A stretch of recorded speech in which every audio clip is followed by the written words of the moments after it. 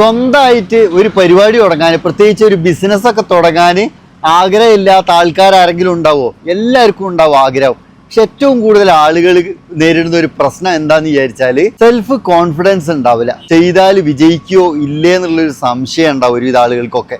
Support ചെയ്യാൻ ആൾക്കാരുണ്ടാവും, fund ഇറക്കി കൊടുക്കാൻ ആൾക്കാരുണ്ടാവും, വേറൊരു തരത്തിലുള്ള ആൾക്കാരുണ്ട്. ആരെങ്കിലും എന്തെങ്കിലും ഒരു ബിസിനസ് തുടങ്ങുക എന്ന് പറയുമ്പോൾ അതിൽ പാർട്ട്ണർഷിപ്പ് കൂടിയിട്ട് പൈസ പോകുന്ന ആൾക്കാർ.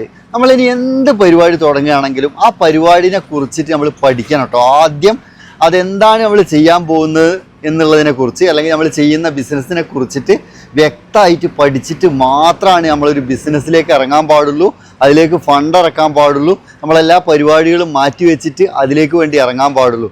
അല്ലാന്നുണ്ടെങ്കിൽ എന്താവും അറിയോ, 3G ആയി പോകും.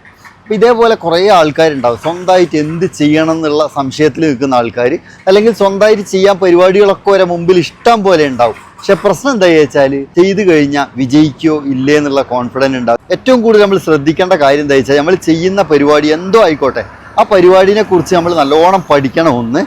രണ്ടാമത്, നമ്മൾ പാർട്ട്ണർഷിപ്പായിട്ട് കൂട്ടുന്ന ആളുകൾ വിശ്വസിക്കാൻ പറ്റിയ ആളുകളാകുക. നമ്മളെ സുഹൃത്തുക്കളായിക്കോട്ടെ, നമ്മളെ ബന്ധുക്കളായിക്കോട്ടെ, ഇനി ആരും ആയിക്കോട്ടെ, നമ്മൾ അവരെ കൂടെ പാർട്ട്ണർഷിപ്പ് കൂടുന്ന സമയത്ത് നമുക്ക് വിശ്വസിക്കാൻ പറ്റിയ ആളുകളെ കൂടെ മാത്രം എന്താക്കുക, പാർട്ട്ണർഷിപ്പ് കൂടുക. അല്ലാന്നുണ്ടെങ്കിലും പണി കിട്ടും.